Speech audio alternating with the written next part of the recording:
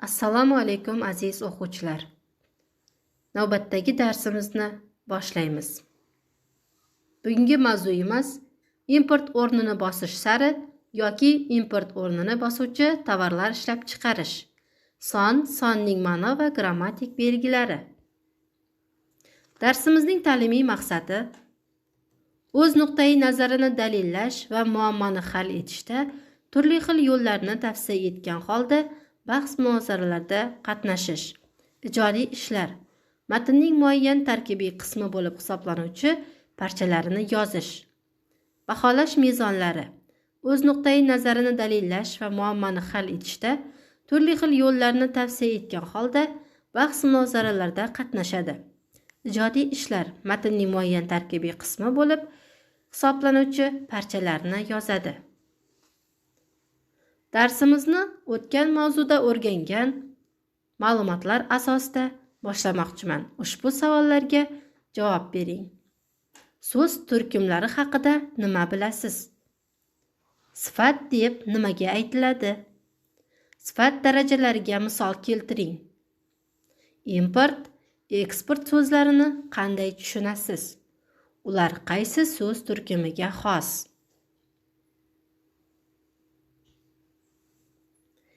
Hurmatli o'quvchilar, endi e'tiboringizni darslikka qarating. 26-mashq.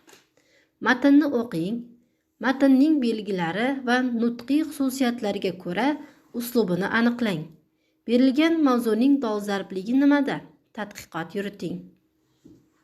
Deskriptorlar matnni diqqat bilan o'qiydi, matn uslubini aniqlaydi, berilgan mavzuning dolzarbligini aniqlab tadqiqot yuritadi. Aziz o'quvchilar, bugungi darsimizda biz son so'z turkumi yuzasidan olgan quyi sinfdagi ma'lumotlarimizni to'liqlashtiramiz. Demak, son so'z turkumi haqida ma'lumotlarni esga olamiz.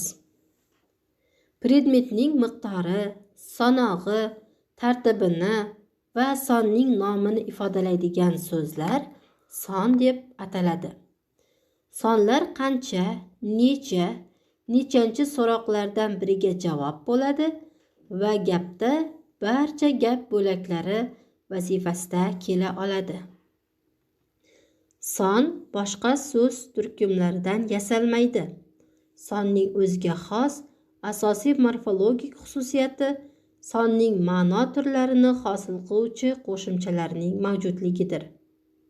Bundan tashqari, son bilan ot o'rtasida hisob so'z, ya'ni numerativlar ishlatilishi sonning asosiy xususiyatlaridan biridir. Masalan, 1 tonna paxta, 3 gektar yer kabi. Hisob so'zlar asosan ot turkumiga oid so'zlardan bo'lib, quyidagi ma'nolarni bildiradi. Birinchisi, predmetning miqdorini bildiradi. Dona, nafar, bosh, nusxa, tub, bog'. Uzunlikni, masofani bildiradi. Qadam, qarich, metr, kilometr, gaz, quloch. Og'irlikning o'lchovini bildiradi. Gram, kilogram, tonna, fut, sentner. Masalan, 1 tonna paxta. Suyuqlikning o'lchovini bildiradi. Litr, satil, qozon, kosa, qoshiq, filak, piyola, choynak. Masalan, 1 choynak choy. Predmetning hajmini bildiradi. 1 qop un, 1 lagan osh. Pul qiymatini bildiradi.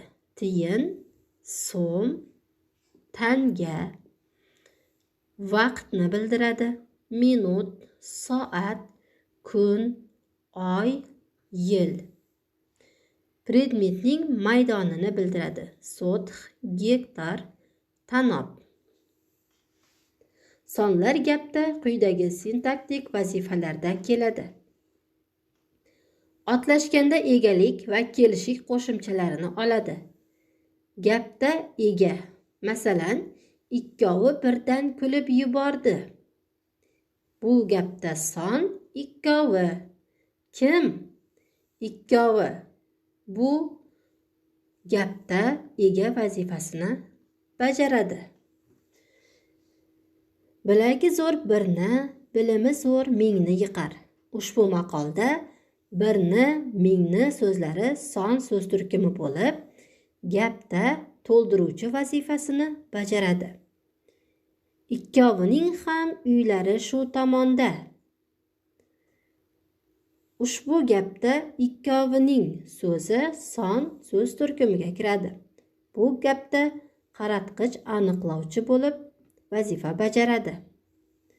Sonlar otlashmaganda ot oldidan keladi. Sifatlovchi aniqlovchi. Do'kondan 100 ta kitob olindi. Bu gapda 100 ta so'zi sifatlovchi aniqlovchi bo'lib keladi.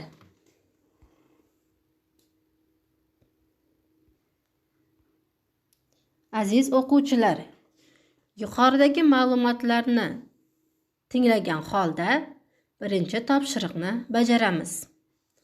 Hisob so'zlar asosan ot turkumiga oid so'zlardan bo'lib, quyidagi ma'nolarni bildiradi. Ular qaysilar? Misollar toping va jadvalni to'ldiring. Deskriptor hisob so'zlarga misol topadi.